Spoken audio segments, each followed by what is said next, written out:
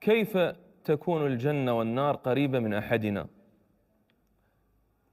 أصحاب اللحظة الواحدة ممكن أن نسميهم أصحاب اللحظة الواحدة.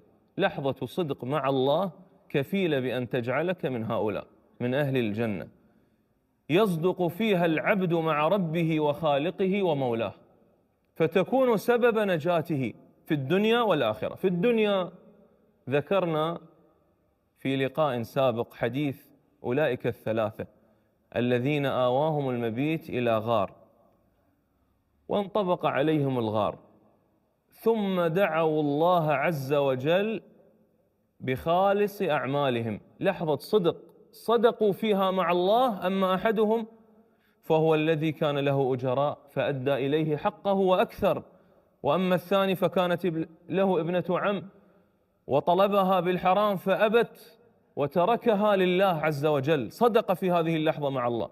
وأما الثالث الذي كان له أبوان شيخان كبيران، وقد ذكرنا القصة. هؤلاء الثلاثة في لحظة واحدة، لحظة صدق مع الله، أنجاهم الله عز وجل من هذا الغار وفرج عنهم. انظروا إلى لحظات الصدق مع الله كيف ينجو بها العبد في الدنيا والآخرة. ومن أولئك السبعة الذين يظلهم الله عز وجل في ظله يوم لا ظل إلا ظله، ثلاثة منهم، آخر ثلاثة: رجل دعته امرأة ذات منصب وجمال فقال إني أخاف الله، صدق في هذه اللحظة كان من الذين يستظلون بظل عرش الرحمن يوم لا ظل إلا ظله. ثم الجنة.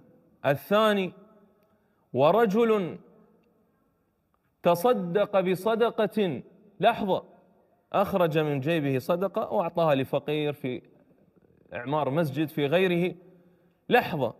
ورجل تصدق بصدقة فأخفاها حتى لا تعلم شماله ما تنفق يمينه. إذن هذه لحظة كانت كفيلة بأن تجعله يظل تحت عرش ظل الرحمن يوم لا ظل إلا ظله، في موقف الحشر المهيب العظيم يوم تدنو الشمس من رؤوس الخلائق. ما الذي جعل هذا يظل بهذا الظل؟ لحظة صدق مع الله في هذه الدنيا لا تكلفه شيء.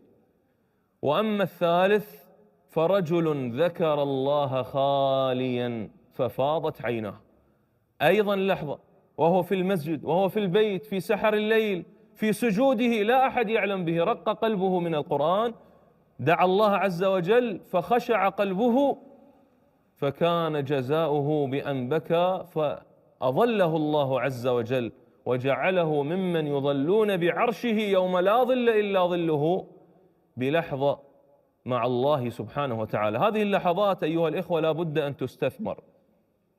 وأختم بقصة ذكرها ابن قدامة في كتاب التوابين.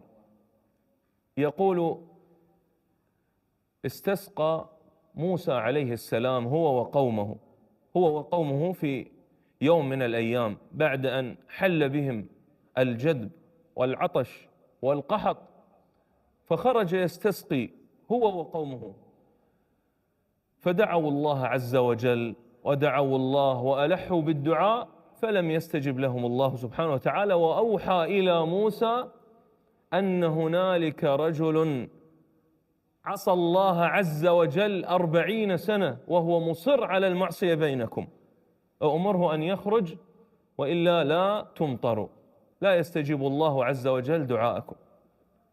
فقام موسى عليه السلام ونادى بالناس أن هنالك رجل عاص لله منذ 40 سنة فليخرج فبسببه منعنا المطر والقطر، فلم يخرج أحد. ذلك الرجل عرف نفسه بأنه المقصود وهو المصر على الذنب منذ 40 سنة، فنظر يمنة، نظر إلى يمينه لم يجد أحد قد خرج، ونظر إلى شماله لم يجد أحد قد خرج، فعلم بأنه المقصود، فقال: منع القطر بسببي، فإذا قمت افتضحت أمام الناس فضيحة، وإذا بقيت منعوا المطر والقطر، فماذا أفعل؟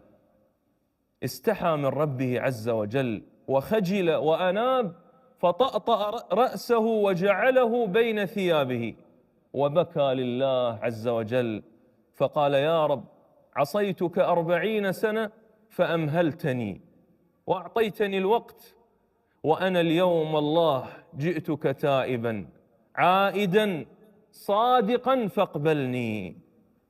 فوالله لم يستتم من دعائه إلا وبغيمة كبيرة بيضاء تخرج، فأمطرت مطرا كأنه ينزل من قرب، من فم قرب، يعني ليس مطر عادي، أمطرت مطرا كبيرا وعظيما وغزيرا كأنه يصب عليهم من قرب.